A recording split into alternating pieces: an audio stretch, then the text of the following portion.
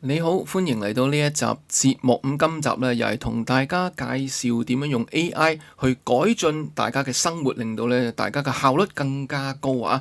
想講嘅話題咧就係關於點樣去用人工智能去幫你寫網站，甚至係寫程式。可能大家都聽過，但係其實咧唔係想像中咁難㗎。今次會示範一個入門級嘅做法，就係用 Gemini 嘅 Canvas 去幫大家，可能只係幾分鐘、10分鐘之內已經可以做到一個網站或者一個程式出嚟啊！如果大家未用過 Gemini 嘅話咧，其實就係Google 出嘅一個人工智能系統啦。當中咧有一個叫 Canvas 嘅功能啊，就可以幾分鐘之內咧係根據你嘅要求咧去做到一個網站或者一個程式出嚟啊。有時我都會用㗎，因為我自己會覺得咧人工智能咧唔單止淨係同你傾偈，佢甚至係可以幫你解決問題。而解決問題嘅方法咧唔一定係俾個答案你，可以係俾個工具你，可以幫你度身訂造，按你自己嘅提示，按你嘅要求咧，佢係會生成一個程式碼，提供個工具俾你啊！即係等於以前咧，你要打獵咁點啊？點揾到個工具咧？可能要自己整個斧頭，自己整弓箭啊！而家唔使啦。現代社會咧，你有咩要求嘅話，話俾 Gemini 聽，話俾 AI 聽，佢幫你可以寫到。今集咧會同大家示範咧，就係用 Gemini 嘅 Canvas 咧，點樣可以唔需要寫程式，唔需要識寫網站啊，應該話咧，唔需要識寫任何嘅程式，你都可以做到一個咧，即時可以用，實際真係可以用噶，唔係嗰啲甩皮甩骨嗰啲。係可以咧，直接已經係自己用或者分享俾人㗎。如果你都想嘗試下咧，呢一啲叫做咧唔需要寫程式都可以做到個製品出嚟嘅話咧，就要睇落去啦嚇。我諗事不宜遲啦，直接講講咧究竟點樣用啊？今次咧我係揀咗 Gemini 啦，因為咧好多人都用到啦，同埋咧我今次示範咧係全部用免費版㗎，呢個咧唔係一個付費賬戶，我本身有付費嘅賬戶嘅 Gemini，但係咧呢一個係冇俾過錢嘅，咁所以你見到右上角有個升級嘅字樣啊，就係提你俾錢，但係即使你唔俾錢都好，都可以做到以下我所講嘅所有嘢㗎嚇。首先咧，點樣揾到 Canvas 呢個功能出嚟咧？如果大家見到呢一個啦嚇，輸入嘅提示詞嘅地方，通常有時你同佢傾偈啦，問佢問題啦，就喺呢度輸入啦。其實咧，如果你大家加號呢度撳落去，你見到咧有 Canvas 嘅。如果見唔到 Canvas 嘅話，喺更多工具入邊會有嘅，因為如果你未用過嘅，就收埋咗喺度嘅，收埋咗更多工具入邊嘅。如果你用過，通常佢擺咗喺度嘅。你見到佢寫噶啦，寫程式碼、寫作或者製作簡報，簡單啲嚟講咧，就係你要創作嘅一啲嘢。係可以咧，佢可以幫你做到晒㗎。你揀咗呢個之後咧，然之後你就可以輸入咧你係想做嘅嘢嗰個 prompt，即係提示詞咧，話俾佢聽你需要乜嘢，佢就會幫你自動做出嚟。你完全唔需要插手中間都可以搞掂。只不過做完出嚟之後，你有啲乜嘢想修改提升，你可以再同佢講，但係佢會全部幫你自己自動自覺解唔晒。但係點樣寫呢個提示詞咧？嗱，如果你想自己寫嘅話咧，係有方法嘅。但係最緊要咧就係要詳盡啊，唔好咧就係叫做講一句啊，幫我寫個網頁，幫我寫個網站，幫我寫個乜乜工具，咁一句兩句咧佢就做唔到㗎。之前咧同大家介紹翻啦，我係曾經出過一條影片啦。係介紹過啦，就係有6個關鍵嘅元素可以幫大家寫好人工智能嘅提示詞，無論你用係 ChatGPT、Copilot 啊、Gemini 啊或者 Claude 啊，呢啲全部都係可以咧幫到手㗎嚇。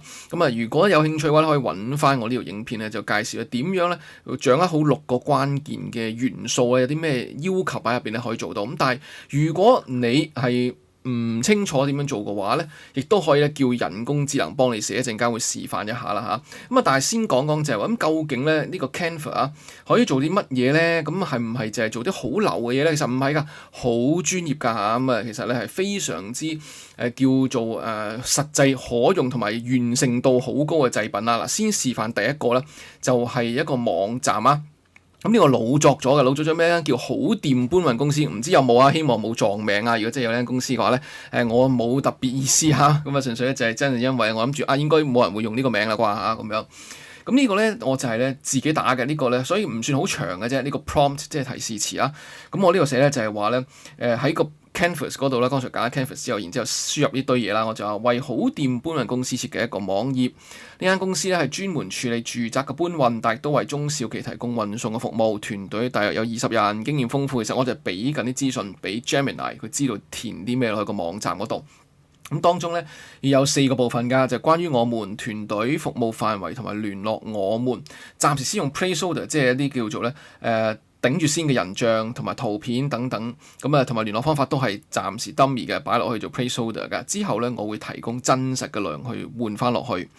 喺主頁咧要提供一個快速估價嘅功能啦，呢個咧就係想示範下咧，你唔係淨係單向一種靜態網頁啊，係有個互動性嘅，可以設計到一啲功能咧係可以用戶去做一啲選擇，輸入一啲嘢，然之後咧係會出到個結果出嚟㗎。咁啊呢度咧就係用一個搬運公司做一個例子啦，可以咧輸入咧你起點終點，揀咗搬運嘅物資數量，咁然之後有個參考價目啦，然之後填埋聯絡資料咧。團隊好掂搬運嘅團隊咧可以跟進㗎。嗱咁呢度咧我少少咧就係個外觀上嘅要求咧擺埋喺度嘅。譬如話咧現代化設計啊，淺色嘅主調，每一頁咧都可以切換呢個切打錯字添啊嚇。咁但係佢理解到㗎，而家 AI 理解到㗎，切換成為中文或英文之間切換啦咁樣。咪見到真係有㗎嗱，咁英中咧可以改嚟改去㗎嚇。好啦，咁大家睇下咯，一齊睇下你覺得喂 AI 做出嚟嘅嘢得唔得啊咁樣咧嚇？咁啊，見到咧就係咧有晒上面嗰4個選擇啦。關於我們服務範圍、快速估價，其實都唔係4個，因為我後嚟加咗個，因為我打嘅時候咧冇懷疑，其實我後嚟加咗個快速估價，其實應該係5個部分啦。好啦，咁然之後咧佢就會有基本簡介。你見到咧，我只係俾1-2句，於是佢自己 expand 嘅，佢自己擴張到變成咁樣㗎。如果咧你揀地圖快速估價嘅話咧，咁佢就會跳咗落去咧，就係有呢個系統話幾特別啦，係嘛？咁我咧求其啦，喺屯門揾個山卡拉嘅地方。然之後咧就起點，終點咧就係港島區唔知邊忽啦，求其亂篤啦，跟住咧就可以揀咧，就係有幾多個紙箱，咁我譬如話我要20個，25個、30個咁樣，跟住咧就有幾多張梳化啊、床啊等等嗰啲，咁有幾多個大家私啊、電器啊咁啊，好啦，跟住咧佢就會話價錢3500，當然呢啲全部都係一啲叫暫時室內嘅嘢，因為我係個 prompt 入邊係冇俾咗資訊佢嘅。如果你俾埋你一啲嘅基本計算嘅元素咧，其實佢都可以幫你做到，因為本身 Gemini 就係可以幫你寫程式噶啦嘛，係嘛？好啦，你見到咧就係佢做埋呢個快速估價系統嘅噃，同埋咧佢都有通常咧你見到啲網站都有噶啦，有幾多團隊啊，成功個案係點樣啊？顧客嘅好評度啊，你見到係一個靚仔嘅網站嚟㗎，唔係嗰啲好核突嗰啲咧，即係好求其做出嚟嗰啲嚇，完全係見得人㗎呢個啊！咁除咗地圖快速估價咧，仲可以專人跟進，咁跳落去咧就最下面 contact us 呢度全部都係 dummy 嚟啦，大家千祈唔好打呢個電話23456789應該冇㗎，我諗係嘛？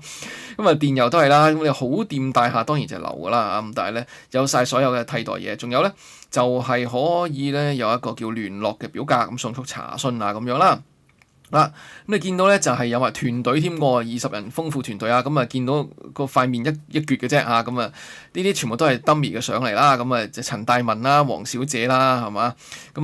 唔知點解呢個搬運公司嘅專家咧就竟然整咗醫生嘅相，不過唔緊要啊 dummy 啫係嘛？唔知邊度揾翻嚟啦。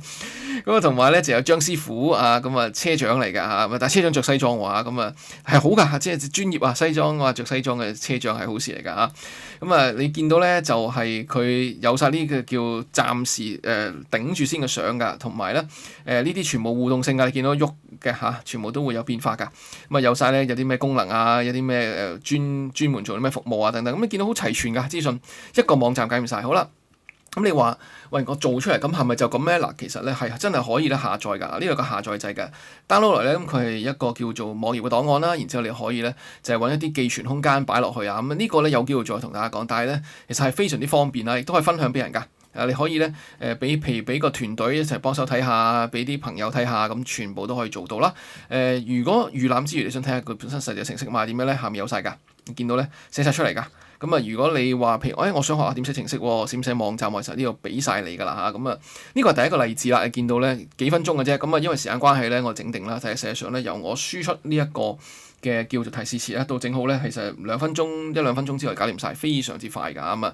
一個咧好好嘅例子啦，我相信好多中小企甚至個人啦，有啲人會自己個體戶提供啲服務啊咁樣咧，可能都需要一個網站，好似一個門面咁啊，做靚啲啦。Gemini 做到啦，仲要係完全免費嘅噃嚇，你見到咧我係呢個係免費戶口嚟㗎嚇。好啦，有時你會話喂，會唔會寫程式啊？得唔得咧？可以㗎嚇。咁啊，剛才講過啦，如果你唔識寫個 prompt 提示詞咧，可以叫 AI 幫你手嘅。呢個係一個例子啦。我就係話咧，我想要咧用呢個 Gemini Canvas 製作一個網頁啊。咁咧就係重建 PalmOS 啊。大家唔知咩咧？就係以前啲個人數碼助理 PDA 啊。我以前有一部㗎嚇，唔止一部添，我有幾部㗎。咁啊，呢個就係 PalmOS，我就想懷舊啊，重建翻呢個 PalmOS 出嚟，要有晒 Palm 嘅一個預設嘅軟件啦嚇。咁啊，盡量貼近個版本嗰個界面啦。咁啊，即係一切功能都要運作正常啦。咁就做一個單一個檔案咁樣，咁就話咧叫佢提供個提示詞，因為我上面寫咧唔夠詳盡，我哋幫我寫個詳盡提示詞，於是咧佢幫我製作咗一個咁嘅提示詞啦。呢個咧就係話咧你一個精通開發同復古系統嘅專家，跟住有晒呢啲要求喺度嘅，你唔需要自己諗啊，佢幫你諗晒。佢幫你寫埋提示詞出嚟，咁呢度咧有個 copy 掣嘅複製程式碼咧，撳落去咧，咁基本上咧就已經複製咗個剪貼簿，然之後咧貼落去得㗎啦。咁啊時間關係咧，又係我已經貼咗啦。嗱、這、呢個就係製成品啦，佢唔會完全一樣啦。我唔知佢係咪因為要避開版權問題啲咩啦。同 Palm 咧，如果大家有用過咧，有少少距離嘅，但係一接近啊。有陣時咧，我特登加咗一張相俾佢就，喂參考呢個啦，呢、這個就係 Palm 啊，我屋企都有一部啊，呢、這個M505啊，我自己仲係 keep 住啊，有時要叉下電腦出嚟玩下咁樣噶。咁我就俾埋呢個圖佢嘅，咁就參考啦。於是出咗一個咁樣嘅模擬嘅畫面，咁啊實際上用得個噃嚇，可以閂機，可以開機，有聲添㗎嚇。跟住咧，你見到啦，計數機功能有啦嚇，即係用得嘅喎嚇，呢個唔係流嘅喎。好啦，咁跟住咧就係有 Datebook 啦，呢個就係即係日程表啦。咁你可以輸入啲資訊啊，咁啊完全用得嘅噃嚇。咁跟住咧，仲有就係 To Do List 啊，待辦事項啦，咁可以加個新嘅落去啦嚇。咁不過咧喺呢度咧就用唔到 Graffiti 嗰個手寫嘅功能啊，篤落去佢變咗就係 keyboard 嘅。咁啊可能因為佢覺得你個 mouse 唔識寫啦嚇，咁所以咧就冇啦。仲有memo pad 啦，咁可以記事啊咁樣。簡單嚟講咧，就係回憶翻晒嚟啊，翻去以前嗰個年代用 Palm 個年代嗱，佢個畫面唔會完全一樣，坦白講，始終佢唔可以啦嚇。因為有個版權問題，我相信啦，佢冇做到啦。但係你見到咧個完成度非常之高啊，已經係完全用得㗎啦呢一嚿嘢啊。咁要做咧非常方便啦，我會覺得啊，如果你係有興趣，你係想有啲程式想寫嘅話咧，一個互動程式佢同你做晒出嚟㗎嚇，咁樣呢度。尤其是有一樣嘢啦嚇，呢度咧揾一集同大家再詳細講咩咧？見到呢度有個 icon 㗎，叫做右下角，就係新增 Gemini 功能，你係可以加 AI 功能入去㗎。如果你想寫嗰個軟件本身就要用到 AI 嘅話，佢可以直接聯繫埋 AI，用翻你個 Gemini 咧，係提供呢個服務，你唔需要再揾其他 AI 嗰啲模型啊咁樣啦。佢係連人工智能嘅功能咧都可以內置埋，咁所以真係點解話咧寫程式啊，真係完全可以寫程式㗎呢個。咁又係一個例子啦嚇，咁幾特別啊！呢個又係用咗幾分鐘時間 generate 出嚟，非常之完整嘅一個叫做軟件啦，可以咁講呢樣。都係下載落嚟啦。咁剛才我講個 prompt 即係講到明係一個單一嘅 HTML 檔案，一個單一嘅網頁檔案嚟。咁所以 download 咗之後，你隨時擺落個電腦，擺落去你嘅手提電話都可以開出嚟，間唔中懷舊下玩下都得啦，係嘛？咁亦都可以分享俾朋友啦。有興趣嘅話，大家可以一齊玩下咁樣。嗱如果唔係呢啲叫做咧，即係玩玩下嘅嚇，即係叫做懷下舊啊情懷嘢，有冇啲實用嘅咧？有㗎嚇。假設咧你想學外語嘅話咧，其實佢可以幫到你噶，甚至咧質素唔差㗎嚇。呢個咧就係咧我叫佢咧做一個日文嘅學習 app。呢個階段咧我就話，不如你幫我學一片假名平假名啦咁樣，學50音。又係啦，我只係俾咗基本嘅資料嘅啫，就係話每一個50音裏面每一個變咗文字都要有咧個圖像指示點樣寫啦，個來源嗰個漢字係點樣參考個漢字啦，咁同埋咧就個聽到個讀音嘅可以，要包含咧簡單3個常用詞係有呢一個變咗文字嘅，同埋3句例句又有圖像咁等。又係啦，我就係話喂，基於我個呢個咧，唔該你整個詳細嘅提示詞，咁可以擺落去 Gemini Canvas 嗰度做，咁喺個 chat 嗰度喺個對話嗰度要求佢俾一套完整嘅提示詞，咁佢就俾咗我啦啊！你見到咧呢度咧就係咧佢做咗一套嘅度身訂造為我而去俾 Gemini Canvas 用㗎。見到啦就係話自用㗎，佢呢度講明自用啦嚇。變咗咧所以就唔需要話好講究啦，好坦白講。但係如果你真係想好講究，可以㗎嚇，你可以要求佢仔細啲，俾多啲要求佢都得嘅。又係啦，晒嗰啲咁嘅界面啊要求咁樣，然之後咧佢就做咗出嚟啦。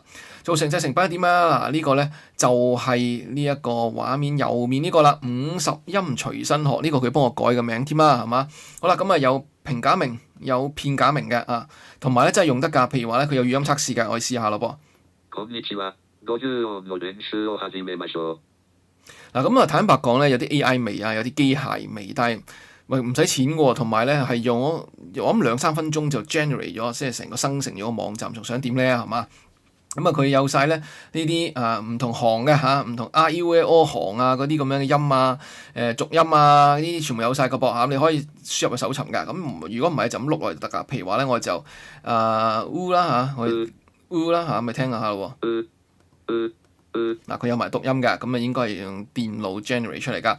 同埋咧，佢話筆順係點樣寫啦，同埋個結構係點啦，咁啊可以跟住寫落去自己啊。我咪用緊個 mouse 去到試緊嘅。如果你有個 iPad 咧，可能更加正添啊呢個功能。咁佢漢字起源咧就係個語字啦嚇，宇宙個語，唔知大家知唔知呢啲咧片假名、平假名咧，其實源自有部分咧係一啲漢字嘅，即係簡化咗或者咩啦嚇咁樣一啲叫做類似嘅形狀啦。咁你可以清除咗，可以再練都得喎嚇。咁所以如果你有 iPad 嘅話，其實幾好。呢個已經係一個互動嘅一個軟件㗎啦嚇，同埋常用嘅單字有個噃。Umi 啊 Uta Ushi 啊咁啊，佢有晒㗎，有晒個圖像仔，有晒個字嘅意思，有中文解釋，有個讀音可以聽埋添，仲有情景例句㗎嚇。哇，讀得好快啊！不過咧，你聽到啊，佢真係做到晒出嚟㗎嚇。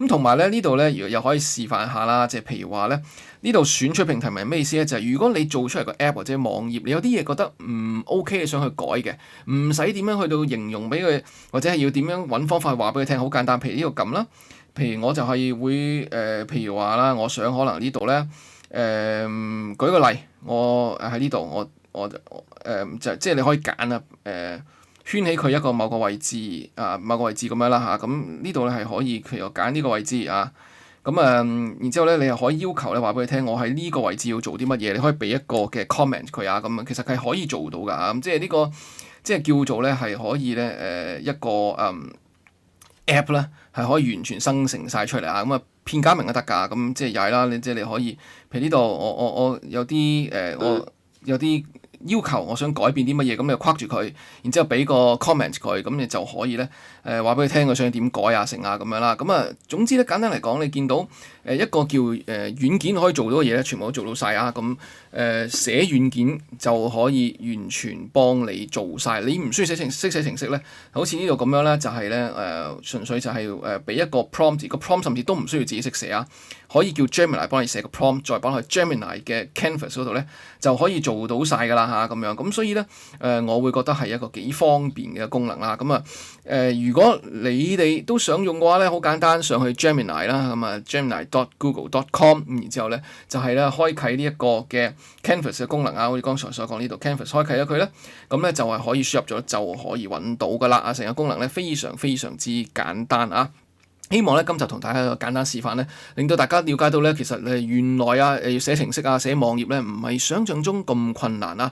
揸住一個免費版嘅 Gemini 咧，以上全部咧呢3樣嘢咧，一個網站、2個程式咧，都係免費版本 Gemini 幫我搞掂晒。咁我咧就係揀用3.6 Flash 嘅，咁唔係最勁 Pro 嗰個啦，但係已經夠做咧以上所講嘅呢一啲嘅軟件同埋網頁㗎啦。咁大家不妨啦，有啲乜嘢需要嘅話咧，不假外求啦，唔需要咧去上網揾下冇咩程式啊，或者需唔需要揾人幫你寫個專業網站啊？今時今日唔使㗎啦，可能就係淘汰添㗎啦，網頁設計公司啊，大家自己上去用 Gemini 搞掂咗。有時咧方便咗咩咧 ？Gemini 大家都用得啊嘛，又唔使 VPN 啊嗰啲啊，仲有其他類似嘅工具㗎，你當然可以用 ChatGPT 都可以做到，你可以用 Claude 都可以做到好多以上所講嘅嘢。但係 Gemini 嘅好處就係方便啊嘛，亦都係。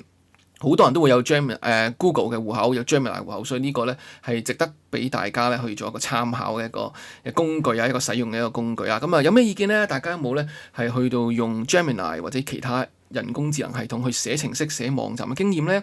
咁覺得容唔容易咧？有啲乜嘢實戰經驗可以分享一下咧嚇？可以留言講下咧，就係你嘅經驗同埋睇法啦。今次介紹咧就到呢度為止啦。希望大家中意呢一類型嘅 AI 介紹啦。日後咧都會繼續做更加多啲示範啦，一啲可以話咧係叫做咧拋磚引玉啊。講下咧點樣可以咧善用 AI 改善你嘅生活同埋效率啊。如果大家有咩意見嘅，想聽咩題目，想睇乜嘢嘅話咧，喺下面記得留言啦。多謝晒你，我哋下次咧會再傾嗰啲其他 AI 嘅話題，下次再見，拜拜。